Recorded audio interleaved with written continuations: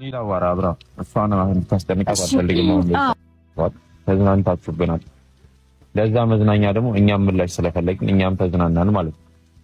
ተረዳይ እና ደግሞ በቃ በግልጽ አማርኛ ፈልገህ አይደለም የሆነችው በቃ ከፍራንክ ማይተናነስ ነገር አድርገናል። በቀል ነው በላ። እኔ አሁን ግራ የገባኝ እነሱ እናንተ ላይ አልተዝናኑም። በነገራችን ላይ አብርሃም በእናንተ ላይ አልተዝናናም።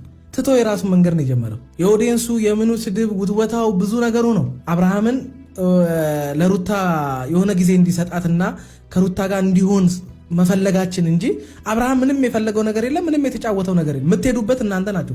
ፈርምልኝ፣ ፍታኝ፣ እንደዚህ ያድርግ የምትሉት እናንተ ናችሁ አይደለ? ወርቅ ገዝቶ መኪና ገዝቶ ስጦታ ሰጥቶ ከሷ ጋር ሰላም ለመሆን ሞከር አይደለ? ያንን አልተቀበላችሁትም አይደል? እኔ ጓደኞቹ ሲሉት የነበረው ነገር እውነት ነው ብዬ እንዳስብ አደረጋችሁኝ።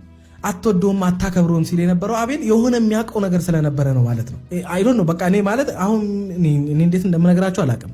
ግን በቃ ጓደኞቹ ሲሉት የነበሩት አብሮ አደጉ ሲሉ የነበሩት ነገር አቤላና ቡራ እውነት ነበር። ስለ ሩታ ሲያወሩ የነበሩት ማለት ነው። ውሸቷን ነው፣ እያስመሰለች ነው። አትወድም፣ አታፈቅርም፣ አትከበርም። እዛ ቤት ውስጥ ሀዘንና ጭንቀት ጭቅጭቅ ነው እዛ ቤት የምታተርፈው ሲል የነበረው አቤላ የምሩን ነው ማለት ነው። ከካሜራ ጀርባ የሆነ የሚያውቀው ነገር ነበረ ማለት ነው።